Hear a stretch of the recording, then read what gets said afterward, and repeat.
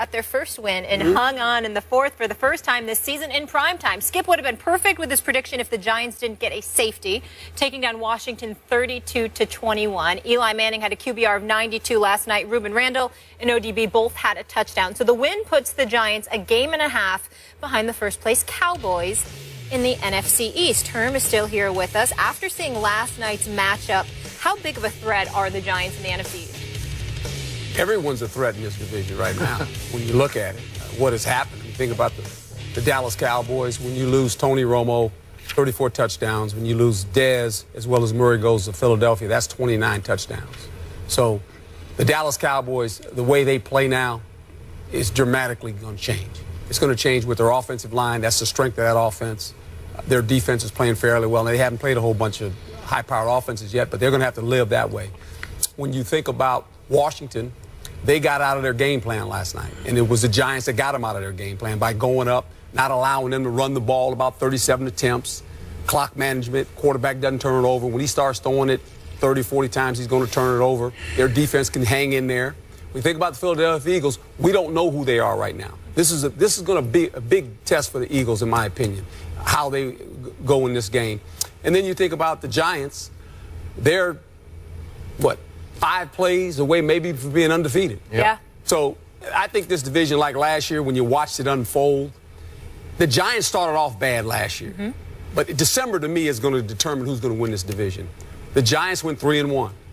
The Eagles went 1-3. The Cowboys went 4-0. And Washington went through what they went through with the quarterback and all that. They went 1-3. So I think we're not going to know anything. We can talk about we think we know who's going to win this division. We have no idea. Okay. In December, we will find out. Okay, just go on your gut right now. If you had to pick somebody now, and I know it's early and you reserve the right to change, but what is your gut tell? I don't have enough information. I don't have enough information. I really don't. After week 4, I'll have more information. When I see this, when I see the first 4 games of the season get played, then you have a better idea who you are. I think Dallas will still be competitive as long as Whedon is not forced to try to win games. See, the problem with Whedon is this. He's got a strong arm and all that good stuff.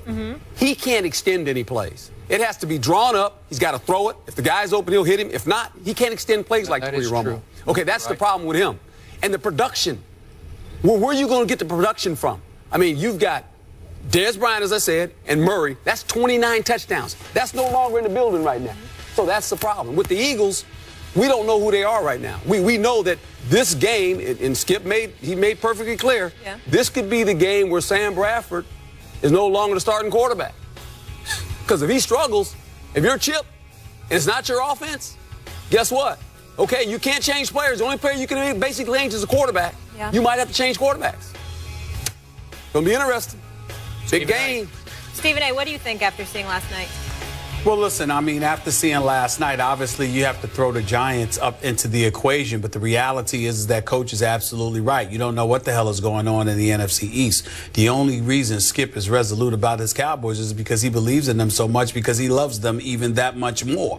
But the reality is that nobody expected the Eagles to have the problems that they have, number one. Number two, you look at the Redskins. Up until last night, you were looking at their play at the line of scrimmage, the way they were able to run the ball effectively, and it just seemed like they were going to be relevant. When you look at the New York Giants, even though people pretty much almost everybody relatively dismissed them because we just said they have a lethal offensive attack, but you wondered about the offensive line's ability to protect Eli Manning. You wondered about their running game. You wondered about their defense. They come after starting off 0-2 and being in position to win both of those games to handle in their business last night, and it was with 5 starters inactive. Victor Cruz wasn't there. Eric Flowers wasn't there. Dominique Rodgers-Cromartie wasn't there. This kid Kuhn wasn't there. You had a whole bunch of people that simply were not available. And so when you look at it from that perspective, you just have to say to yourself, all right, the Giants have to be in the mix. Beeson played last night for the first time as well. So you're going to have at least 4 or 5 starters back in the lineup eventually on the defensive side of the ball. And on the offensive side of the ball, we saw what they could do with just Ruben Randall and Odell Beckham Jr. Imagine what they're going to be able to do once Victor Cruz comes back. So that makes things incredibly, very, very interesting, rather. And so you just have to wait and see, because, again, Based on how Philadelphia was looking over the first 2 weeks, I think it's safe to say that the division belonged to the Cowboys. But then Romo went down.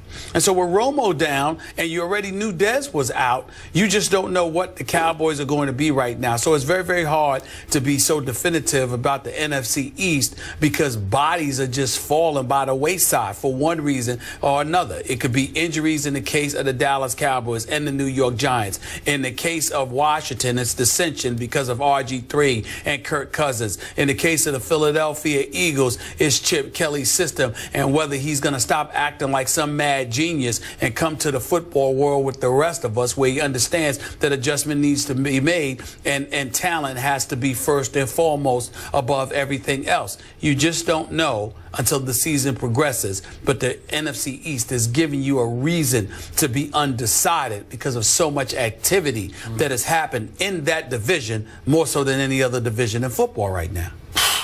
Skip. So, Yes. I am still sticking with my Dallas Cowboys because I don't see a world-beating threat among those other three teams the rest of the way.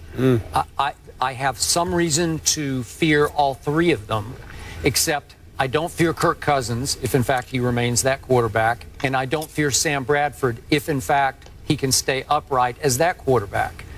But I will tell you this, as a Cowboy supporter, I fear the Giants more than I fear the Eagles. And I'll tell you why. Because of that guy under center.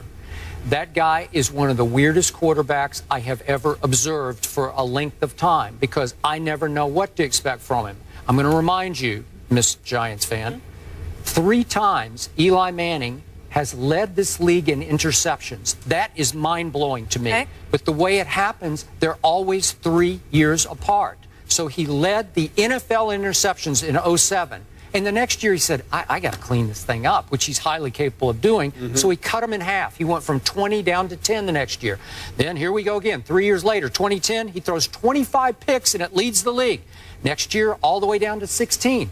Then here we go again. 3 years pass and he goes crazy again. It's like bad comedian Eli all of a sudden, right? He goes out there and just makes bad jokes. And the third time, 2013, he throws 27 interceptions. It's just a disaster for the team. But the next year, 2014, he cuts it almost in half, all the way from 27 down to 14. What is going on here? So you say, this guy, all of a sudden, this guy is playing incredibly clean, conservative, low-risk kind of football. He's got 4 touchdowns through 3 games, not spectacular, to 0 interceptions. 0 interceptions. He's completing 65% of his passes. A lot of them are little dinks and dunks, but every once in a while, he can go down the field when you least expect it. Hit 9 of them last night at 20 or more yards. I know, like every once in a while, but for the most part, it's just bing, bing, bing, bing. Like I'll make this little pass. I'll throw it to the 2 tight ends occasionally, and that guy scares me to death as a Cowboy because he can do things. If he hadn't made one mental blunder on 3rd down on opening night when he threw it out of the end zone, and the coaches were somewhat complicit there also, but still, that cost them a game they should have won about 12 ways. Am I right about that? That's right. And we all agree they should have won. They should be 3-0. So, okay, I fear them because they're pretty good. They're pretty good on defense. I said after opening night, I told both of you, I said, hey, your Giants played pretty good defense against Romo until it was time, and then Romo just blew up and down the field. But in the end, they're going to be pretty good. If Dallas gets healthy and gets some people back on time, remember Greg Hardy's coming back, your guy Randy Gregory is coming back, Rolando McClain. If you get the reinforcements on defense and it continues to get a little better and a little better, I think they can hang in long enough to outlast these other teams. Well, you make a great point, and what's going to happen for all these teams, because really the best quarterback right now with Romo being down is Eli Manning. Oh, sure. So now you're going far and away. You're going to have to play defense. They actually have the best offense. They do. When you think about the guys that are coming, Cruz gets healthy. And ODB have played 1 game together. I understand that. I said, but now, and they've got a nice tight end package. They do. They used the tight ends last night, so the offensive line is playing pretty well. He's not under duress a whole lot, and when he is, he's throwing the ball away. So really, you look at these teams. He's the best quarterback in the division. Who is going to play the best defense for the rest of those 3 teams? Because that's what they're going to have. Jury's out. We don't know. Stephen A. said it. We don't know. Dallas. Fair to say after this weekend we'll know a lot more in this division? We will know a lot more about the Philadelphia Eagles this week. A lot more. Okay. We will leave it there. Works for me. Big Ben in the Steelers term. Thank you so much. You'll be back later? Yes. All right. We're going to talk about the Steelers coming up here. They exploded versus the 49ers last week. Will they be able to repeat this performance this week against the Rams? That's the matchup we'll dive into next. Keep it here.